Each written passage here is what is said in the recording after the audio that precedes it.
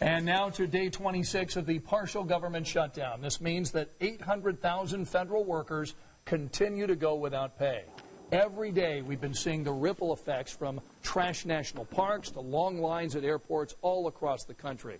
Today, people relying on SNAP benefits here in Indiana got their benefits early. Now, these benefits will need to last from now until at least March. Rich Van Wyk joins us tonight with more on these tough decisions many people are being forced to make.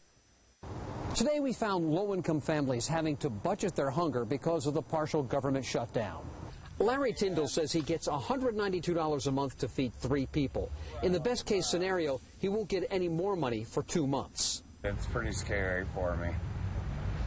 So, but I'm a survivor, and I'll figure it out. So will nearly 600,000 other low-income, disabled, young, and elderly Hoosiers who depend on SNAP, better known as food stamps, to keep them from going hungry. I don't know if I'm going to have enough benefits or not. Because of the partial government shutdown, the program is running out of funding. To keep recipients from getting shortchanged, February's payments were distributed about a month early. Families will have to budget their hunger. Even if the government reopens soon, the next payments won't arrive until March. Doris Martin has a 9-year-old. She can depend on her mother and her family members, hopefully. I'm going to keep the faith and just pray that it changes sooner or later. Frank Watts feeds himself on $154 a month. I'll probably have to go to the food pantry or someplace like that to get extra food. Because it's not going to last. It's not going to last, no. Recipients are getting the same amount of money, but they'll have to do a better job of budgeting. Well, it's hard to budget when you don't have much to start with. Emily Bryant is executive director of Feeding Indiana's Hungry. The organization represents the state's hundreds of food banks and pantries.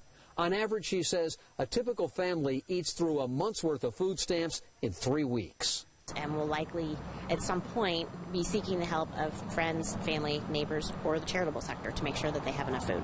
The organization is encouraging people to start donating now so that food banks and pantries are ready when more families start arriving later.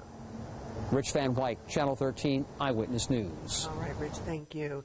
And people protested today outside of the federal courthouse this afternoon, demanding an end to the government shutdown. Now, among them, a transportation and security officer from Indianapolis' airport who hasn't seen a paycheck since last month. People have been very supportive and they understand, and that's good to see that when people recognize that others are in a dire strait, if you will, or hindered in some way, that somebody's willing to step up and help you out. As you've heard throughout this newscast, protesters say they're very frustrated that there doesn't seem to be an end in sight to the shutdown, but they're still very hopeful it can be resolved.